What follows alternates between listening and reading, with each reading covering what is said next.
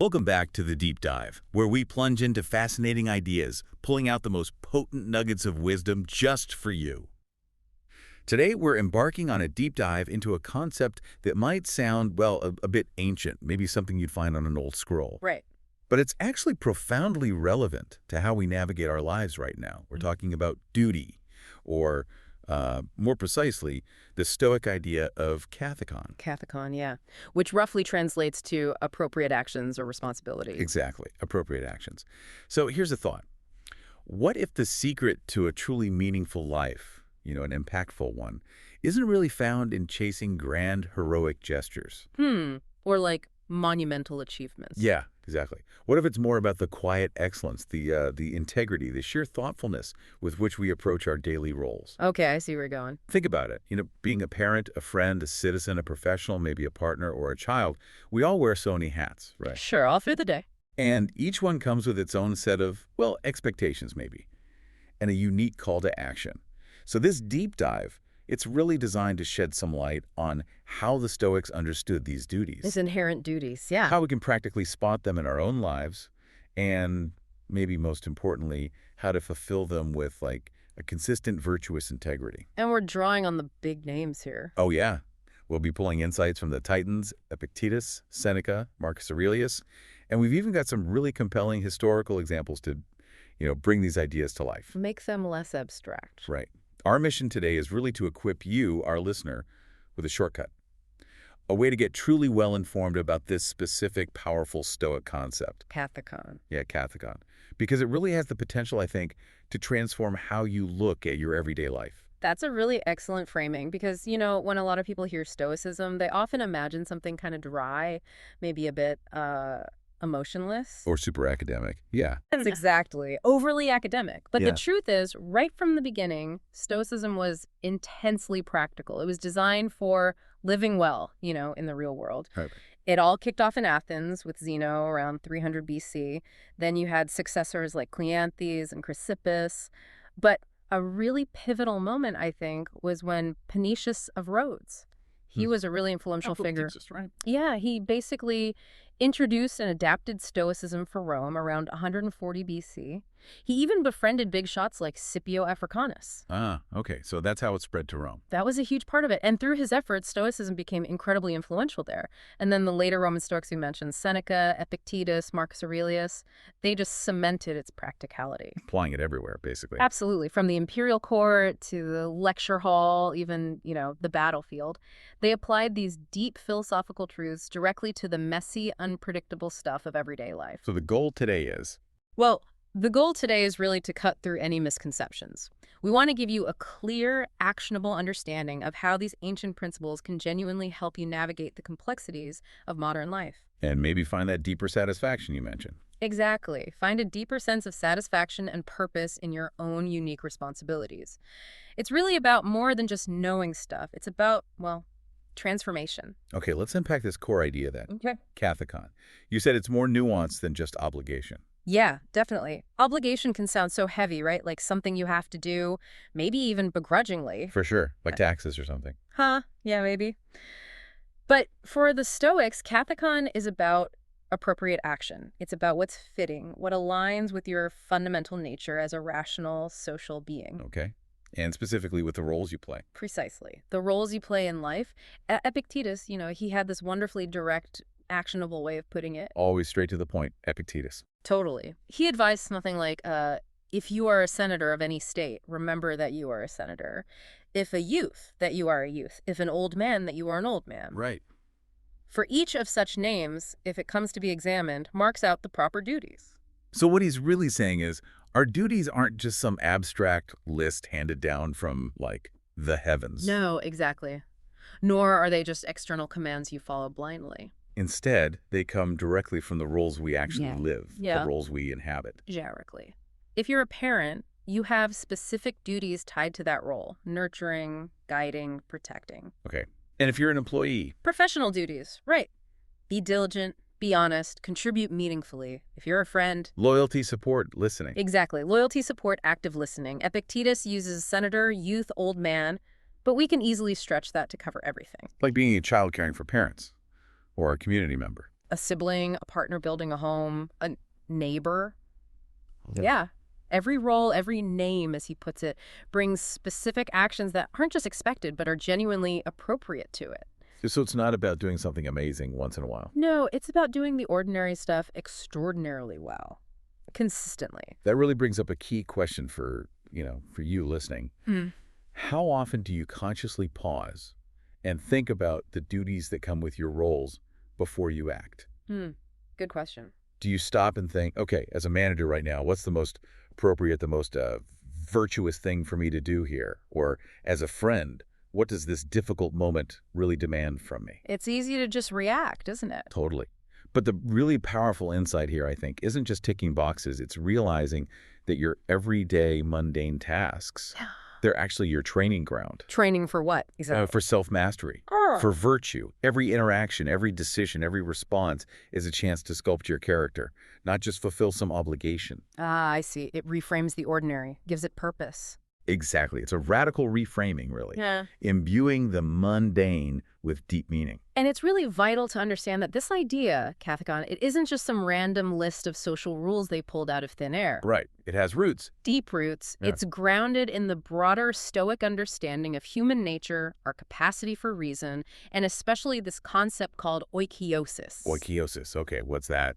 Sounds important. It is. It's often translated as appropriation or maybe familiarization. Basically, it describes our natural orientation first to ourselves and then how that naturally expands outwards. Expands outwards. How so? Well, Chrysippus, one of the early Stoic heads, explained it really well. He said, just like we have this innate natural orientation to our own bodies, self-preservation, caring for ourselves. Instinctive stuff. Right, instinctive. We also, by nature, have a similar but expanding orientation towards other human beings. It's not something you necessarily have to be taught initially. Okay, so it starts natural. Yeah. This natural affection, this oikiosis, you see it most powerfully maybe in parental devotion. That intense love and care parents have for their kids. Makes sense. And then that feeling naturally extends outwards to immediate family kids, siblings, partners, parents, and from there, it gradually broadens. To community. To the wider community, fellow citizens, and ultimately, the Stoics argued, to the entire human community.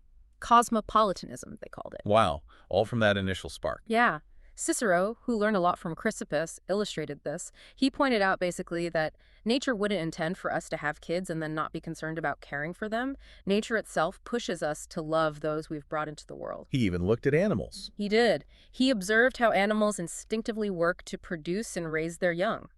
For the Stoics, this wasn't just biology. It showed a natural, instinctual kind of duty hardwired into life itself. So our duties flow from that innate connection. That's the foundation. That fundamental innate connection to others is where our duties naturally spring from. That idea of natural affection expanding outwards. Yeah. It sounds great, almost intuitive, like you said. But often we struggle, don't we, to act on it beyond maybe our immediate family or just our close friends. That's true. It doesn't always come easily. So how did the Stoics bridge that gap between that initial instinct, which can be kind of limited, and the deliberate rational expansion of care that leads to these broader duties? That's precisely where reason comes in. And it's a critical point. For the Stoics, yes, a rational creature must follow nature. But nature here isn't just our basic instinct. It's more than that. It's our rational nature. And crucially, they believed nature leads us toward virtue. So our reason isn't just a tool for solving math problems. It's the arbiter. It determines what is appropriate to human nature in its highest, most virtuous sense. Reason acts as the craftsman of impulse. Craftsman of impulse, I like that. Yeah. It guides our ascent to actions, making sure they line up with our highest, most rational, and most social self. So while that initial spark of oikiosis might be instinctive, Reason refines it. exactly, reason refines it, extends it, and transforms it into deliberate, well-considered duties. Duties that serve not just ourselves, but the larger whole of humanity. It's a really coherent system, actually. Okay, so it all fits together. Our innate social nature, perfected by our reason. Precisely. So what does this all really mean for us, practically speaking? This isn't just philosophy talk. No, not at all. It means understanding our roles, recognizing that natural pull towards others. That's just step one. That's the starting point, yeah. The deeper path, the really transformative part, is consciously, intentionally aligning our inner will our choices, our intentions, and our outward actions with that fundamental nature as rational social beings. Guided by reason. Right, all guided, shaped, refined by reason. It's about deliberately embracing what's truly fitting, not just for a moment, but for, well, a whole life, a flourishing life. Now, it's one thing to know what our duties are, right? Yeah. To identify those appropriate actions based on our roles. Sure, the intellectual part. But actually doing them, and doing them well, consistently, with integrity, day after day, that's a whole different ballgame. That's where the rubber meets the road. Exactly. Yeah. And this is where the Stoics really drilled down. They emphasized that true excellence in fulfilling duty, it comes from within. The inner work. Yeah. It's about cultivating what they called our inner will, or as Epictetus called it, prohairesis. Prohairesis. Volition, choice. Right. He held that there's nothing more authoritative than volition, our free will to choose, to assent, to intend, this ability, this reasoned choice for self-directed action.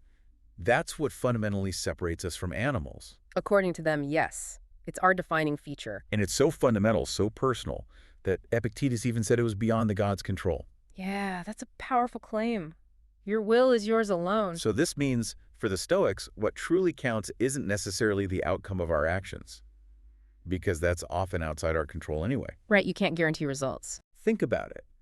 You can act with the absolute best intentions as a friend, but maybe your friend doesn't get it, or things still go south because of circumstances. Happens all the time. So for the Stoics, the real measure is the intention behind it, the effort. Exactly. Your will, your prohairesis, that's the only thing that is truly reliably under our control. This is the heart of their dichotomy of control. What's yours, what isn't.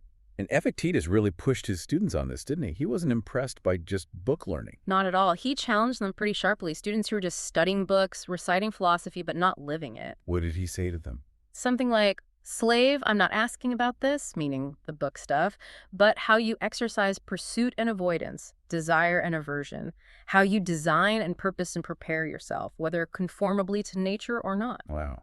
So he wanted to see it in action. Absolutely. He wasn't interested in just academic knowledge. He wanted to see how they lived, how they were cultivating a will that was elevated, free, unrestrained, unimpeded, faithful, modest. That's the real measure of progress for him. That was the true measure, this inner cultivation, this consistent alignment of your will with virtue. So the really radical thought here isn't just try hard. No. It's recognizing that your inner intention, your core will, is the only perfectly free thing you possess.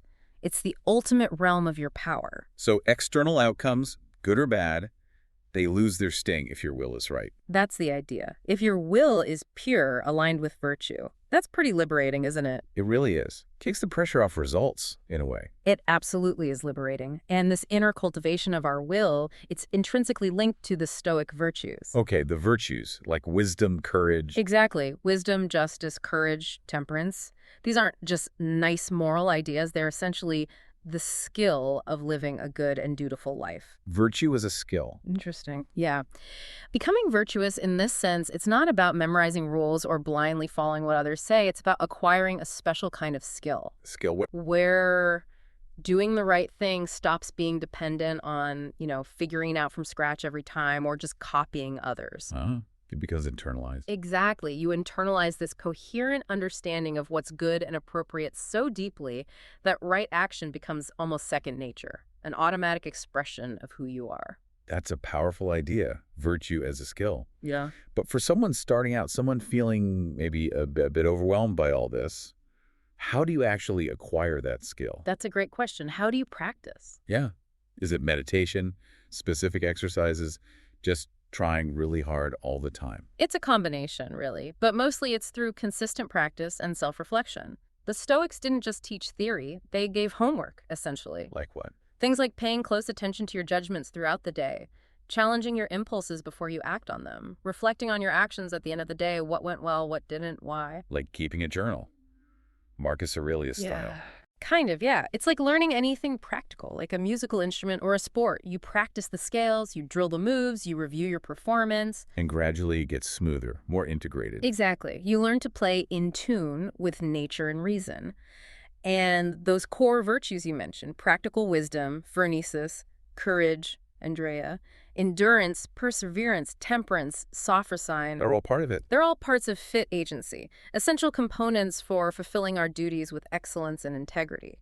Take temperance or moderation. Okay. It's not about, denying all pleasure. It's about the modulation of passion, affect, emotion, attachments, and purposes. Modulation, like tuning. Yeah, exactly. Tuning them so they help you integrate everything, personally and socially, towards an optimal whole life. It's about intelligently managing our emotional responses so they support our duties rather than messing them up. So, not getting rid of emotion, but making sure it doesn't drive the bus. Precisely. Ensuring it doesn't lead you astray from reason and virtue. And what's really fascinating here, and often gets misunderstood, is Epictetus's pretty radical idea. So long as we have acted justly, the fact that others may disapprove is their problem. Whoa, that sounds harsh. Like, I don't care what you think. It can sound that way initially, yeah, but it's not a license to be callous or deliberately provocative or just ignore feedback. Okay, so what is it then? It's a profound recognition, again, of what's in your control and what isn't. You can control your actions, your will to act virtuously, your proherasis. But you can't control. You absolutely cannot control how others perceive you, judge you, or react to what you do. Their opinions, their feelings, those are theirs. They are external to your will. So the focus stays internal, on my intention. Steadfastly. Is your will, your internal intention, inclined toward virtue or towards vice? That's the only question that truly matters for your own character and peace of mind. Marcus Aurelius said something similar, right? About a person's stamp. He did. His idea of a person's stamp of opinions. He talks about qualities like gentleness, a sociable disposition, a tolerant temper, a disposition to mutual affection. Those are the marks of... Those are the marks of a true citizen, a neighbor, a companion. These are internal markers of a well-cultivated soul, someone living their duties with integrity. As opposed to what he calls Nero's stamp, characterized by being passionate, resentful, fault-finding, a clear sign of a disordered, unvirtuous inner state. Here's where it gets really interesting, I think, because all this inner work, cultivating the will, focusing on virtue, managing our reactions, it becomes absolutely critical when life throws challenges at us. Which it always does. Exactly. When we're faced with the inevitable difficulties of living out our duties in the messy real world, emotions flare up, external pressures mount. And our commitment to Kathekon gets tested. Seriously tested. Right. The Stoics weren't just ivory tower thinkers. They offered intensely practical guidance for these exact situations. Real-world philosophy. Yeah. So how does this idea of Kathekon, of appropriate action, play out when our duties clash with our feelings or when external stuff creates huge pressure? Good questions. Let's take emotion and empathy first. Right. Epictetus offered some advice on grief management that honestly can seem quite counterintuitive at first glance, maybe even a bit cold. What was it? He advises us not to catch the grief of others. Don't catch it, like a cold. Sort of, yeah. Yeah. He suggests that if you encounter someone who's grief-stricken, you should definitely sympathize with her, maybe even accompany her moaning with moaning of our own. Show that outward sign of shared sorrow. Okay, so you acknowledge their pain outwardly. Yes, and this is the really crucial distinction, he adds, that in doing so, we should be careful not to moan inwardly. Not moan inwardly. Wow. I mean, for a lot of people today, that might sound incredibly cold, maybe even unfeeling. Isn't there a danger of cutting off genuine human connection if you're trying not to feel it inside? That's an excellent point, and it's a very common reaction because it really hits on a potential misunderstanding. So what's the Stoic defense against that? Well, they weren't advocating for callousness or just bottling things up. Quite the opposite, actually. Their reasoning was practical. How so? They believed that if you truly catch someone's grief, meaning you internalize it, you feel their despair as if it's your own, then it won't help her but will hurt us. Like a doctor catching the patient's disease. Exactly. It helps no one. So the Stoic response is meant to be like a good doctor with activity and compassion, though probably without much emotion. The emphasis is on effective help. Okay. If you're drowning in the same grief, you can't really help them stay afloat. Precisely. How can you offer clear-headed, rational support if you're consumed by the same emotional storm? You actually become less capable, not more. So the safeguard isn't being unfeeling. It's maintaining rational compassion. Yes. It's about being present, offering practical support, listening, providing comfort, all of which are appropriate duties, but without letting their disordered emotional state destabilize your own reason. Because your reason is your best tool for actually helping them. Right. It allows you to maintain your own moral agency and act constructively, rather than just getting sucked into the emotional vortex. And this also connects to something else Epictetus observed, how we tend to self-empathize really strongly when we suffer. Alas, miserable am I. Oh yeah, we wallow. We wallow. But when we see others suffering, we often just sympathize more distantly, such is the lot of man. That's true. He suggested that rectifying this imbalance, treating others' misfortunes with the same rational perspective we ideally should apply to our own, and vice versa, simply makes us more reasonable. It helps us offer more balanced, effective support. Okay, that makes sense. What about anger? That's a big Yeah. one we all deal with in our roles at work, family, traffic. Huge one. We often think venting anger Yeah. felt good. Right. Because there's that momentary relief. That primal scream feeling, yeah. But as we've probably all learned the hard way, it almost always has a nasty side effect. Strained relationships, saying things we regret. It often just feeds a vicious cycle of reactivity. Yeah. And it's interesting, modern psychology seems to agree with the ancient Stoics here. Just letting rip often causes more harm than good. Absolutely. And Seneca, Nero's tutor, incredibly eloquent Stoic, he gave this fantastic 3-phase analysis of anger that still holds up perfectly. 3 phases. Phase 1, the pre-reflective physical reaction. This is involuntary. The jolt, the adrenaline, chest tightening, face flushing happens without conscious thought. Like jumping when startled. Exactly, like shivering in the cold. It's automatic biology, no moral judgment there. It just happens. Okay, phase 1, involuntary reaction. Phase 2. Phase 2 is the cognitive phase. This is where you become aware of what's happening. You reflect, you recognize the feeling as anger, your mind judges the cause. He insulted me. This isn't fair. The story we tell ourselves about it. Right, and this is the crucial window to act. It might only be a fraction of a second, but it's your chance to intervene. Reason can still step in here. You can pause, question your judgment, decide not to give assent to that initial angry impulse, challenge the thought. Is this really an insult? Could it be a misunderstanding? Is getting angry actually going to help? Okay, so phase 2 is the choice point. What's phase 3? Phase 3, unfortunately, is when you have already given assent and it's too late. Once you've committed to the anger, once it's taken root and guides your actions, Seneca says it becomes out of control, no longer subject to reason. It just runs its course. Yep. Often leading to words or actions you'll regret later. So the Stoic goal isn't to prevent phase 1, that's often impossible.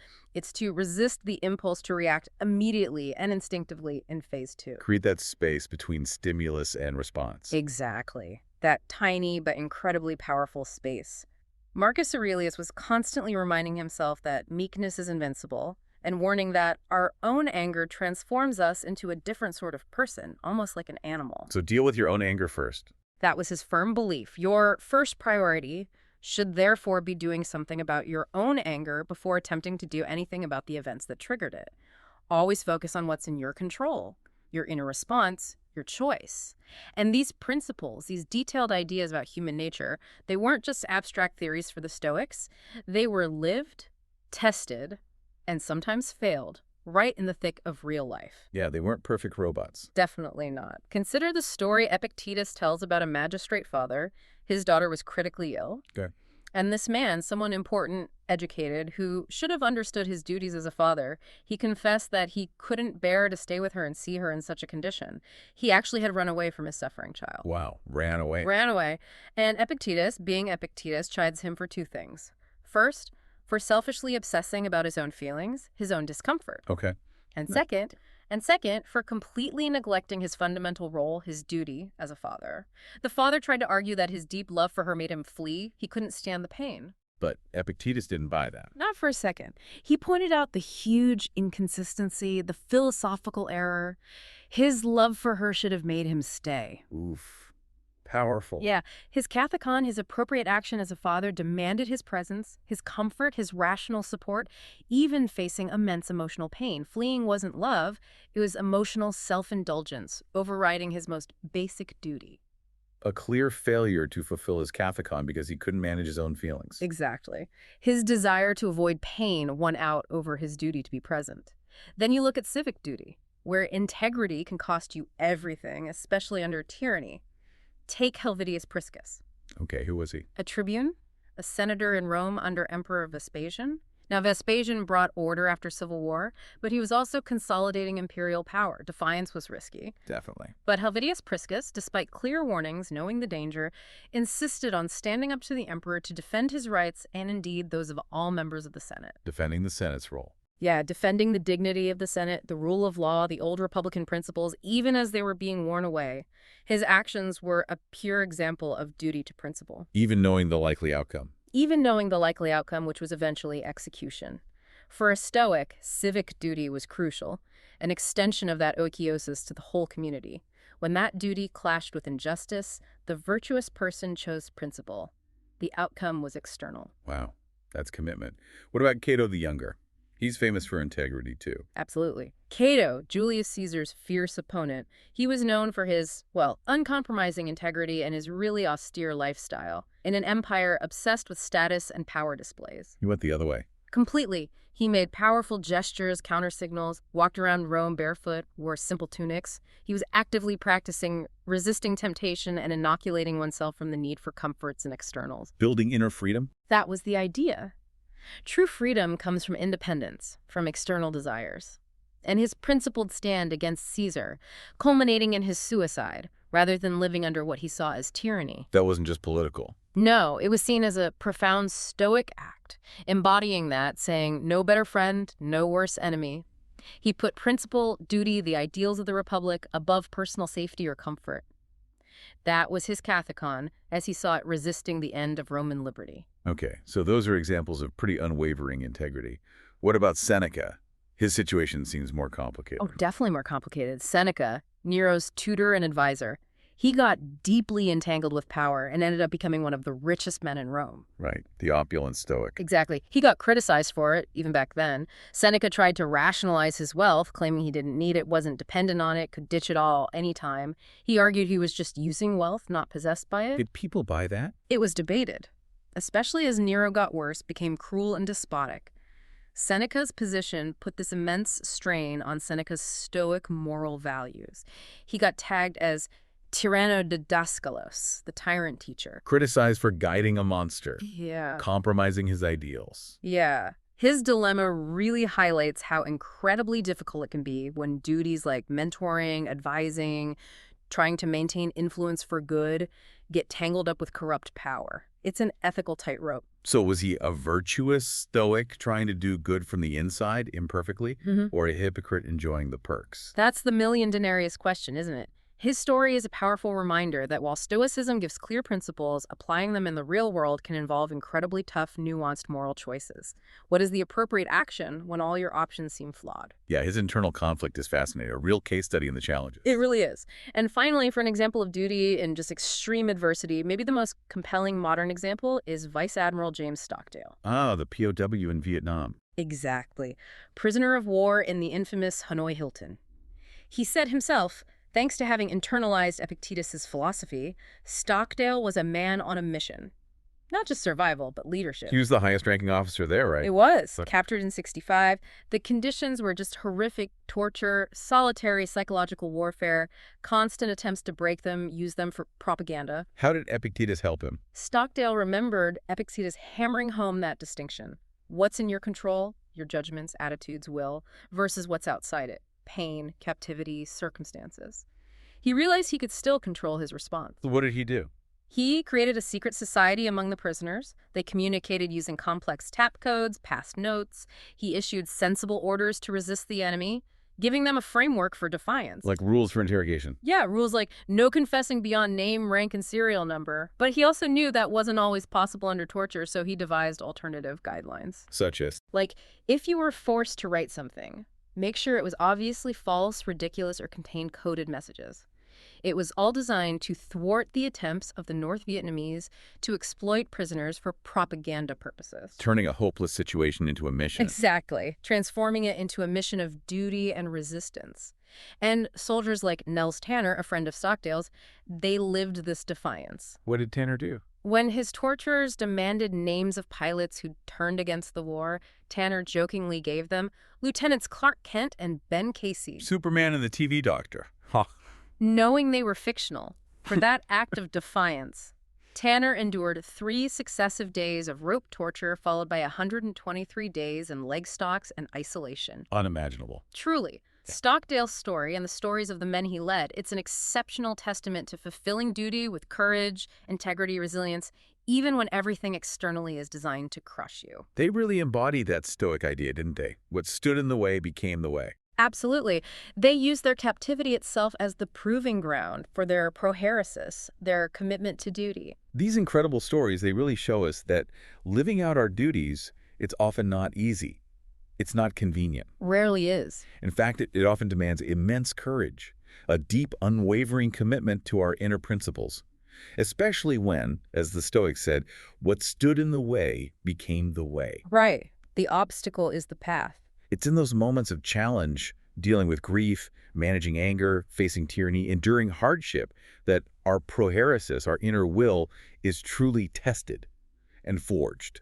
That's where the practice becomes real. Yeah, this is where the practice of duty becomes the practice of building character. Yeah. Ultimately, for the Stoics, fulfilling our duties wasn't just about, doing the right thing because you're supposed to or to avoid getting in trouble. No, it went deeper than that. It was fundamentally about achieving a profound sense of meaning, purpose, and as a result, a well-lived life, what they called eudaimonia, human flourishing. Right. Not just happiness is pleasure, but flourishing. And they understood that true eudaimonia, it wasn't about external stuff or fleeting pleasures. It was an inner state, something you cultivate through virtuous action. Based on your character. Exactly. The Stoics found meaning not in grand gestures, but the faithful execution of your daily responsibilities. It's an idea that echoed centuries later with people like Viktor Frankl. Frankl in the concentration camps, yeah. He observed, even in those horrific conditions, that nothing in the world could more effectively help a person to survive even the worst conditions than the awareness that his life had a meaning. Meaning as a survival tool. Powerful. So this means that you, listening right now, are profoundly encouraged to view your everyday tasks, your roles, no matter how small or mundane they seem. Doing the dishes, writing a report. Yeah, doing the dishes, preparing a report, listening patiently to a friend, changing a diaper. Right.